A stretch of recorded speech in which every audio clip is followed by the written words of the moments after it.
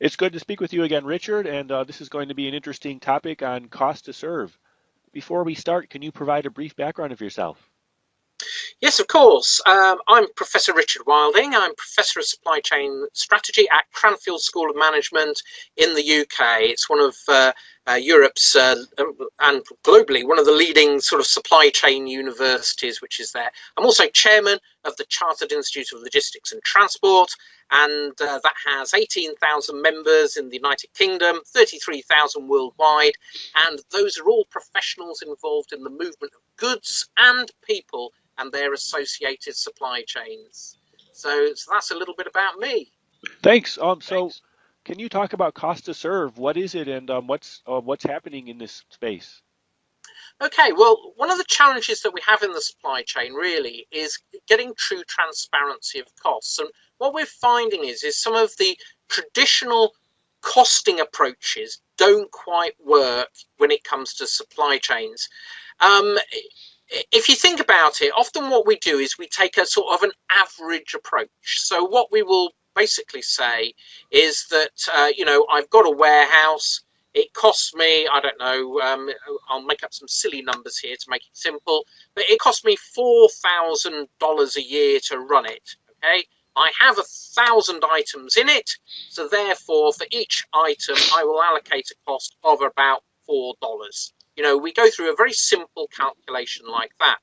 The problem is that's basically saying if I'm wanting to move a small pen, if we're talking about an office furniture supply chain in that warehouse, we're saying it costs the same to move a pen as it does to move, say, a desk and a chair. And we know as supply chain professionals that is totally ridiculous. Now, that then leads to some major problems in terms of how we run our supply chain. So one of the laws of logistics, which myself and a gentleman called Alan Braithwaite came up with, and this was published in a Financial Times handbook a number of years ago, was we have basically one of the laws is basically the total cost of sourcing, converting, and delivering product is seldom the sum of the lowest functional costs of each element of the supply chain. Well, that's basically saying is if you optimize each individual silo within the business, generally you're going to end up with higher costs than if you try and actually focus on thinking about the totality of what's happening in terms of the cost. Now, that proves very challenging for businesses. One particular soft drinks company that we were working with, for example, they put in a new process. This was very successful. It was going to actually give them a 2.7% reduction in cost within that supply chain. But actually, that required their transport operations to increase their cost by 2.8%, their production people to increase their cost by 15.6%.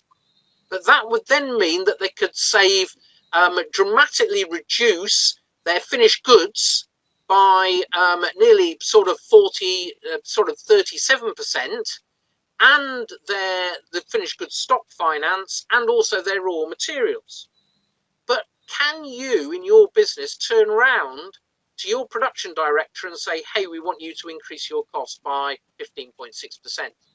And this is all part of really, truly understanding the cost to serve and what's going on. So, if we can get a saving through the supply chain of 2.7%, that's worth having. But of course, it may mean that some, if you like, functions within the supply chain actually have to work differently, which might increase their costs. And of course, that's going to prove very challenging for performance metrics within the business and so on and so forth. Now, the thing that we really often overlook is that when you actually look at, if you like, the profitability of products, what we have is a curve which we often term a whale curve. If you can imagine a whale breaking out to the surface of the ocean, it creates a curve which goes up and then it comes down. And that curve is basically telling us that we're making lots of profit on, say, some of our products, but then we reach a plateau. And then we may be losing money on lots of other products, okay, which gives us the overall profitability of the company. It is we don't make money on everything we do. And it's the same with customers. Some of our customers are really expensive to serve.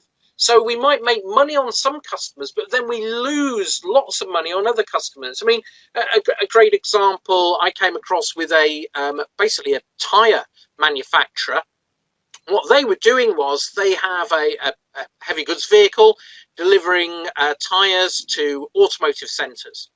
You can also buy cycle inner tubes from them as well.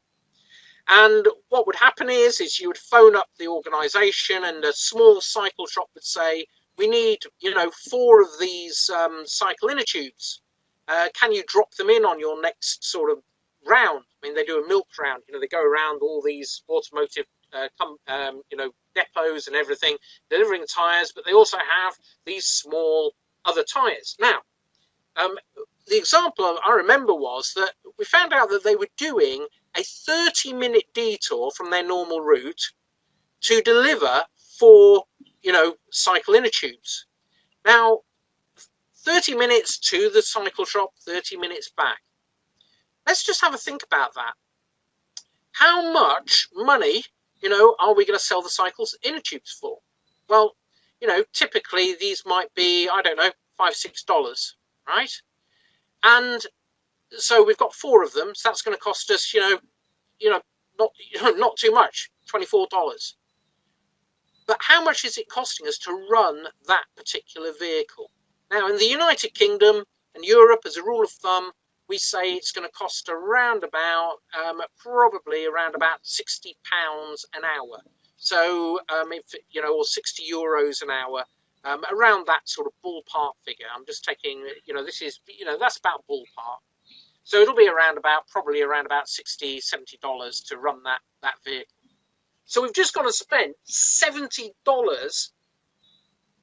delivering that item, and actually the total amount of money we're going to be bringing in is going to be a very small amount, maybe only about $24. So we've just got to lost loads and loads of money because of the delivery option. Now, we're not saying we shouldn't deliver to that organisation. What we should be thinking about doing is, can we change the way we actually serve that customer?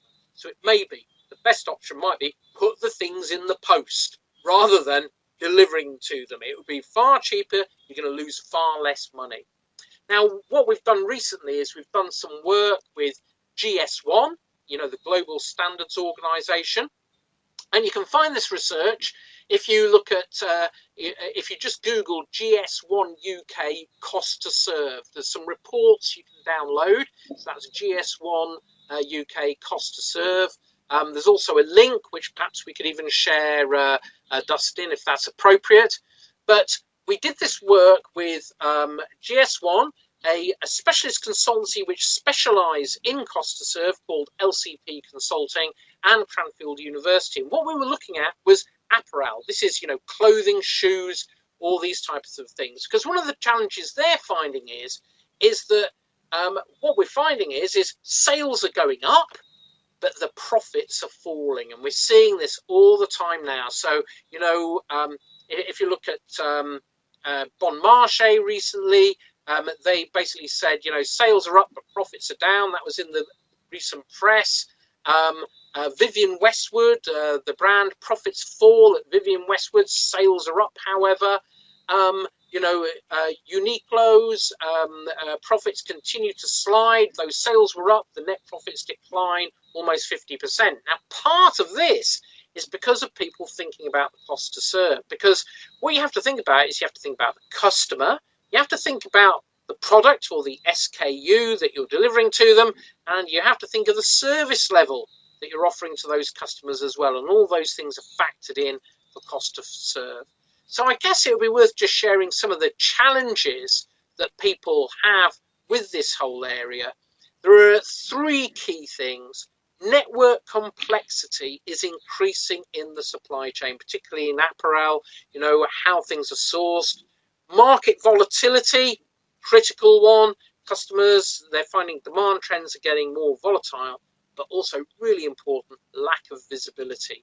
That's becoming a really critical thing. So what this research showed, there's actually 2 key things that we have to actually consider if we want to improve our cost to serve First of all, think about the information flows. If you think about information flows, you need to think about supplier relationship management.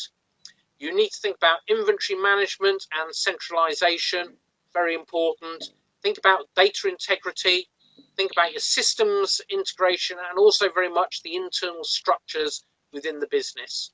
And the other key thing is balancing the service proposition. So think about how you manage peak. You know, when we've got peak demand coming in, could be Black Friday, could be Christmas, it could be other times of the year. Think through that. Think about the service promise and the proposition management, and also how you invest in infrastructure. You have to sort of go through how do we actually deal with those particular areas there. So really, lever one, we need balancing the strategy proposition. So, part of that is quick wins can be charging for home delivery even.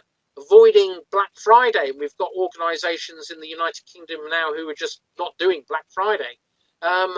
Action things swiftly, and we understand that this can really detract from customer service if we don't get it right. But for long-term sustainability, you need to think through improving those information flows. So that actually leads us to think about, how much of this can we do electronically? How much can we use EDI? Can we use RFID? What we need to be able to do is to automate things to drive out costs and improve the overall flow of information within the supply chain. So I think that, critically, understanding your cost to serve is foundational to gaining competitive advantage. And from my experience, some of the big challenges are many organisations just are not set up yet to really understand cost to serve. Therefore, they're serving customers and effectively they're just pouring money down the drain because they don't understand how much this really truly costs them. Well, thanks for sharing today, Richard. No problem at all, Dustin.